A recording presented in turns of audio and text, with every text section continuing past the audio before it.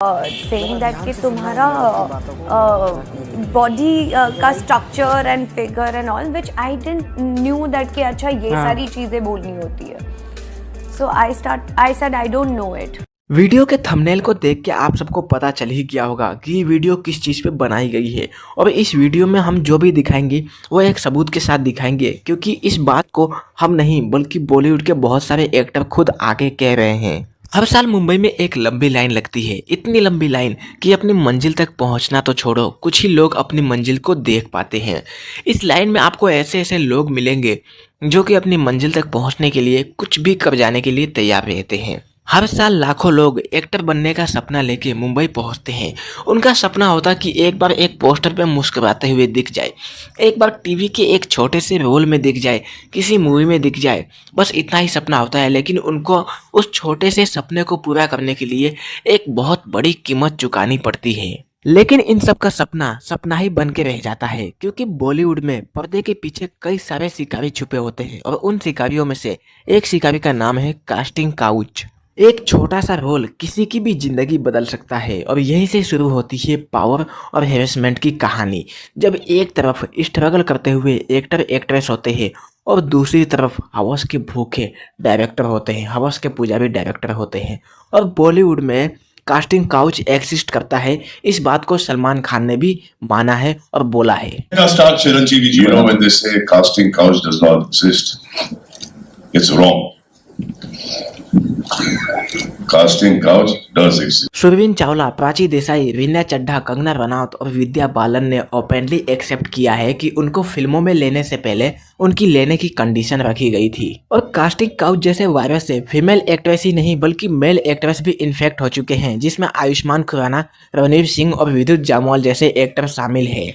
शक्ति कपूर से लेकर सुभाष घई और साजिद खान जैसे लोगों पे एलिगेशंस तक लगे हैं और बहुत सारे बड़े बड़े एक्टरों ने सामने आकर इन सब चीज पे बात भी किया है, खुलासा भी किया है. लेकिन इसके बावजूद भी ये सब चीजें इस इंडस्ट्री में अभी भी एक्सिस्ट करती है, यानी कि अभी तक ये पूरी तरह से समाप्त नहीं हुई है और ना ही होने वाली है. हाँ, कास्टिंग काउच बड़े बड़े एक्टरों की जिंदगी तक खराब कर चुका है. इसमें बहुत सारे एक्टर फंस चुके हैं और जो नए एक्टर आते हैं वो तो फंसते ही फंसते हैं.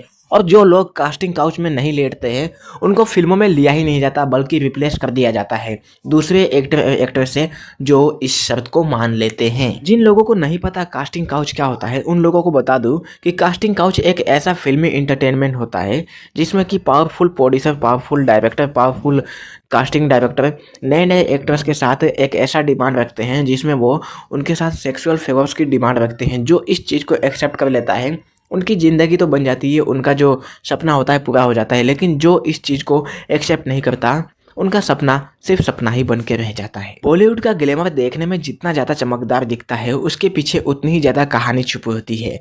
मुंबई में लाखों लोग ये सपना लेके आते हैं कि वो अपने सपने को पूरा करेंगे, लेकिन उनमें से कुछ ही % लोग आगे बढ़ पाते हैं जो कि ये सब शर्तें मान लेते हैं और बाकी सबका सपना सपना ही रह जाता है. या तो मूवियों में वो पीछे जो 2-4 पिट पिटाने का काम करते हैं वो कर लेते हैं, डांसिंग में जो पीछे रोल करते हैं जिनकी शक्ल तक नहीं दिखती उतना तक ही मिल पाता है, उससे ज़्यादा उनको कुछ नहीं मिल पाता. जब कोई भी इंडस्ट्री में एक्टर और एक्ट्रेस बनने का सपना लेके आता है उस समय उसके पास कुछ भी पैसे नहीं होते, खाने पीने के पैसे भी नहीं होते. वो स्ट्रगल करता है और छोटे मोटे काम करता है. वो फिल्मों में काम मांगता है लेकिन उसे काम नहीं मिल पाता, इसलिए वो छोटे मोटे कोई भी काम कर लेता है और उनमें से केवल 1% लोग को ही रेगुलर काम मिल जाता है.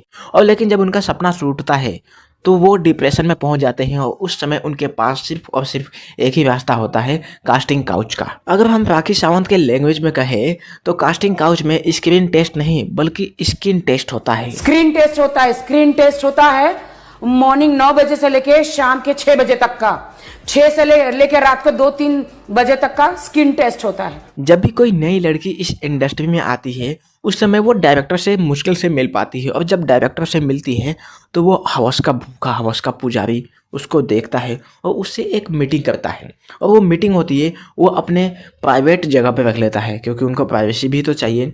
और जब वो मिलने जाते हैं, उनकी मीटिंग होती है, तो मूवियों के बाद से वो डायरेक्ट किसी और मुद्दे पर पहुंच जाते हैं और उनकी बात होती है कि तुम फिट नहीं हो और फिल्मों में आने के लिए थोड़ा बहुत कॉम्प्रोमाइज़ करना पड़ता है और यहाँ से इनकी ये सब बातें चालू होती है। और जो भी लड़की इस चीज़ को एक्सेप्ट कर लेती है वो तो चल जाती है फिल्मों में, लेकिन जो इस चीज़ को रिजेक्ट कर देती है वो फिर नहीं चल पाती। कुछ इसी तरह रश्मि देसाई भी कहती है कि शुरुआत में उनके साथ भी ऐसा ही हुआ था। वहाँ कोई नहीं था except him, no cameras, nothing, and he tried his level best कि वो मुझे ड्रिंक पिला के बेहोश करे और उस चीज़ का एडवांटेज। यहाँ तक कि विद्या बालन जैसी बड़ी एक्ट्रेस भी कास्टिंग काउच से कैसे ना कैसे बच पाई है।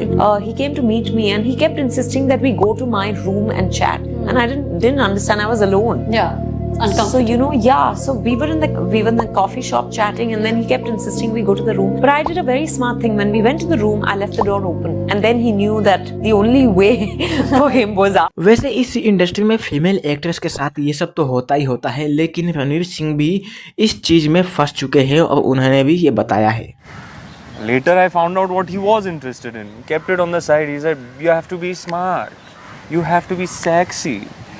जो स्मार्ट है, जो सेक्सी है, वो आगे निकल जाता है। कल मैं तुम्हें ये ऑफिस में भेजूंगा, कल मैं तुम्हें वो ऑफिस में भेजूंगा, फिर तुम मुझे कहो। वैसे तो फेमस होने के बाद सभी एक्ट्रेस आके कैमरा पे बोल देते हैं कि हम इससे बच गए, हमने ये किया वो किया, लेकिन वास्तव में तो शायद ये भी फंसे होंगे, इन्होंने भी किया होगा, बाद में भले ही मुँह कर जाते हैं। लेकिन इन सब केस में कुछ केस ऐसे होते हैं जो बहुत ज़्यादा फेक होते हैं, क्योंकि जो हीरोइन है किसी एक्टर, डायरेक्टर या प्रोड्यूसर के साथ कई सालों तक रिलेशनशिप में रहती है, उनके साथ कई सारी फिल्में कर चुकी होती है, वही बाद में आके उनके खिलाफ केस करती है, ये सब झूठे आरोप लगाती है और उन्हें बदनाम करती है।